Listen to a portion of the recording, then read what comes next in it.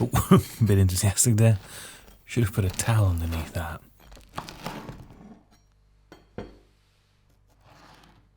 Hello everybody and welcome back to Interburner, where today we really do see off our Rise of Bread series.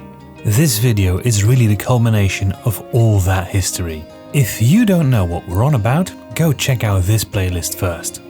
Our humans seems to be finished with setting up, so let's go over all the things we'll need to make this very beginner-friendly sourdough loaf. We are using 355 grams of lovely, modern, strong white flour, which we are going to mix with 70 grams of whole wheat bread flour. Next up is 275 milliliters or grams of water, 10 grams of salt, and then of course the magic ingredient, the bubbly miracle which will transform our dough into fluffy bread, our starter. We are using roughly 130 grams of rye starter. If you don't know how to make a starter, we explain how to do that in this video. Go give it a watch. Our starter is the foundation of our bread, so it goes in first. Pour over the water and break up the starter gently. Add in your flour and mix all of this until it forms a cohesive ball.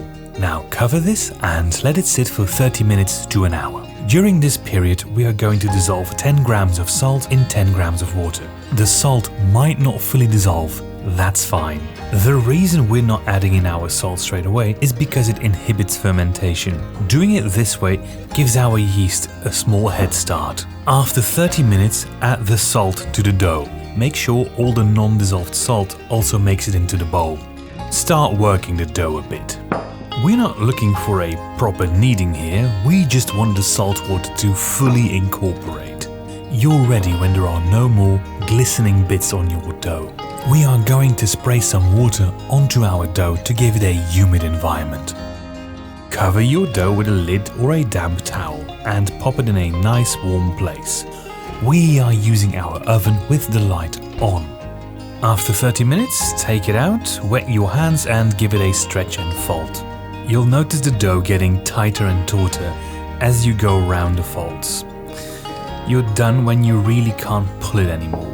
Pop on your lid and place it back in the oven for 30 minutes. Repeat this process 4 times. After this, your dough should be nice and poofy. If it isn't, maybe repeat the cycle 2 more times. This might sometimes happen in winter.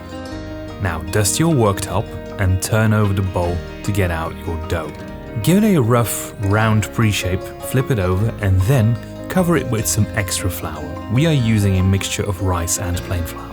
Put a tea towel over the dough and wait another 30 minutes. It's now time for the final shaping. Flip over your dough and stretch it out a bit. Your dough needs to be able to slide around freely.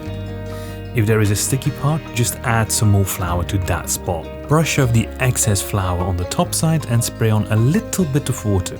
Now fold it up like this. People often rush this final shape, but this is important to get good tension, which in turn we will need if we want nice airy bread. This shape is ideal for a long banneton like this. But if you want a round loaf or you only have bowls, no bannetons, you just need to do this one quick extra step. Just slide your loaf back and forth once on each side and you will have a nice round shape. Flip this over into your banneton or bowl, cover it with flour and pop it into the fridge for a night. No need for a plastic bag or a piece of cloth to go over it, just out in the open.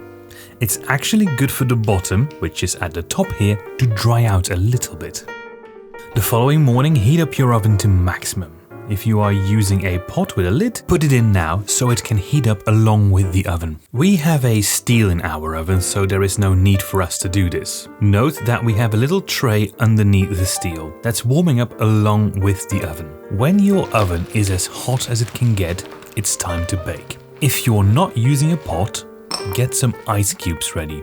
This is what the tray is for. Prepare a peel with some baking paper and a razor blade. When your ice, peel and blade are prepped, get your bread out of the banneton and onto the peel.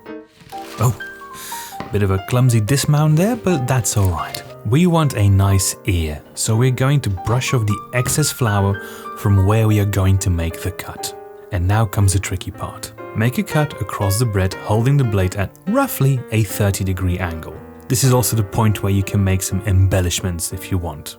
But note that from here on out, things have to move quite rapidly. If you are using a pot with a lid, slide your bread into the pot, put on the lid and place it into the oven. When using a stone or steel like us, slide your bread into the oven as soon as you've made your cuts. And then immediately throw your ice cubes into the tray underneath your steel.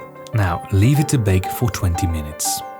After 20 minutes, reduce the heat to 200 degrees Celsius and open the oven for about 3 seconds so the steam can escape. If you are using a pot, this is where you remove the lid. Leave it to bake for another 20 minutes.